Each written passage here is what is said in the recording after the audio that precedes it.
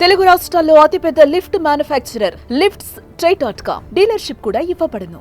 ఈ నెల 27వ తేదీ నాడు తెలంగాణ రాష్ట్రంలో 3 ఎమ్మెల్సీ ఎన్నికలు జరగబోతున్నాయి. ఒకటి గ్రాడ్యుయేట్స్, ఇంకా 2 టీచర్స్ ఎమ్మెల్సీ.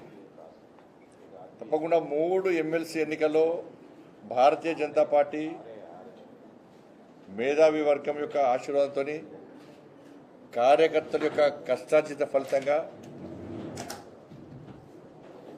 పక్కా గెలవబోతున్నాం. 3 ఎమ్మెల్సీ అభ్యర్థులు కూడా ఆ స్థాయిలో ఇప్పుడు తెలంగాణ రాష్ట్రంలో ఉన్నటువంటి వాతావరణం చూసిన తర్వాత క్యాడర్ కూడా చాలా సంతోషంగా కష్టపడి పనిచేస్తున్నారు.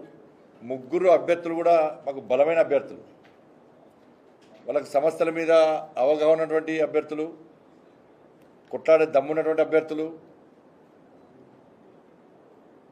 కొట్లాడనని ఆలోచన ఉన్నటువంటి అభ్యర్థులు. ఎందుకంటే తెలంగాణ రాష్ట్రంలో కాంగ్రెస్ పార్టీ ప్రభుత్వం ఏర్పడిన తర్వాత, గతంలో బీఆర్ఎస్ పార్టీ ప్రభుత్వం ఉన్నప్పుడు కానీ ప్రజల యొక్క పరిస్థితి చూసిన తర్వాత మా కోసం కొట్లాడే, మా కోసం ప్రశ్నించే, మా కోసం దేనికైనా తెగించి ముందుకు పోయేటువంటి ఒక పార్టీ కావాలి, అలాంటి అభ్యర్థులు కావాలని చెప్పి తెలంగాణ రాష్ట్ర ప్రజలు ఎదురు చూస్తున్న తరుణంలో ఎమ్మెల్సీ ఎన్నికలు రావడం, ఈ ఎమ్మెల్సీ ఎన్నికల్లో భారతీయ జనతా పార్టీ 3 అభ్యర్థులు ముందే ప్రకటించడం, దానికి అనుగుణంగా మా కార్యాచరణను సీదాసాఫీగా మేము ముందుకు తీసుకో ప్రయత్నం చేస్తూ ఉన్నాం. ఇప్పటివరకు రాష్ట్ర అధ్యక్షులు కిషన్ రెడ్డి గారి నేతృత్వంలో ఈ తెలంగాణ రాష్ట్రంలో అనేక ఉద్యమాలు చేసినాం, అనేక కార్యక్రమాలు చేసినాం. వారు అభ్యర్థులు ప్రకటించారు, దానికి అనుగుణంగా పనిచేస్తూ ఉన్నాం. కానీ అధికారం ఉన్న కాంగ్రెస్ పార్టీకి అభ్యర్థులు కరువయ్యారు. మీరు అక్కడ టీచర్స్ ఎమ్మెల్సీ క్యాండిడేట్ కాంగ్రెస్ పార్టీకి, ఇక్కడ టీచర్స్ ఎమ్మెల్సీ క్యాండిడేట్ కాంగ్రెస్ పార్టీకి. ఇక బీఆర్ఎస్ పార్టీకి చూడ అడుచుకుంటారు. బీఆర్ఎస్ పార్టీకి నా గ్రాడ్యుయేట్ కాన్స్టిట్యున్సీకి అభ్యర్థులు లేరు, నా టీచర్స్ ఎమ్మెల్సీ కూడా అభ్యర్థులు లేరు. బీఆర్ఎస్ పార్టీకి అభ్యర్థులు కరువారు, కాంగ్రెస్ పార్టీ కూడా అభ్యర్థులు కరువారు. నాకు తెలిసి దేశంలో అధికార పార్టీకి అభ్యర్థులు కరువైంది కేవలం తెలంగాణ రాష్ట్రంలోనే. ప్రజలందరూ నవ్వుకుంటున్నారు. అదే కాంగ్రెస్ పార్టీ పరిస్థితి గిదా, అభ్యర్థులు కరువైన పార్టీ కాంగ్రెస్ పార్టీ, అభ్యర్థులే లేని పార్టీ బీఆర్ఎస్ పార్టీ. కాబట్టి మాకు పోటీ ఎవరితోని?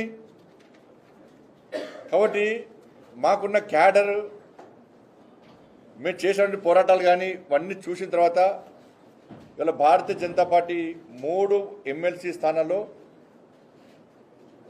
ఓటర్స్ యొక్క ఆశీర్వాదంతో మేము పక్కా గెలవబోతున్నాం. ఎందుకంటే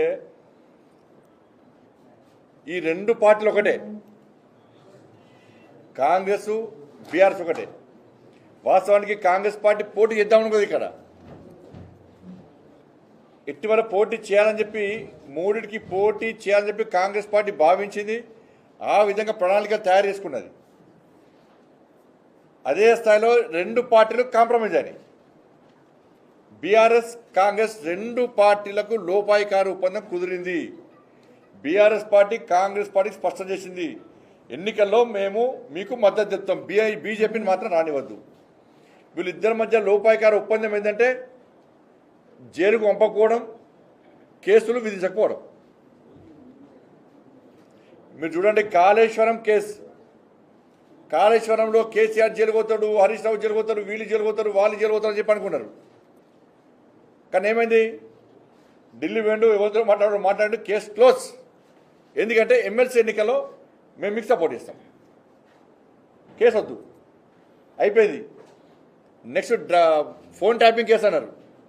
మొత్తం టీవీలలో బ్రేకింగ్. ఇంకా 2 అరెస్ట్ చేస్తాము, 3 అరెస్ట్ చేస్తాము, జైలు ఉన్న వాళ్ళు స్టేట్మెంట్ ఇచ్చారు, కేసీఆర్ పేరు వచ్చిందల్లా, ఇవన్నీ చేశారు. కనీసం నోటీస్ చేయాలి. మళ్ళీ ఏమైంది? మళ్ళీ ఎమ్మెల్సీ ఎన్నికల్లో కాంప్రమైజ్, మేము పోటీ అయ్యాము.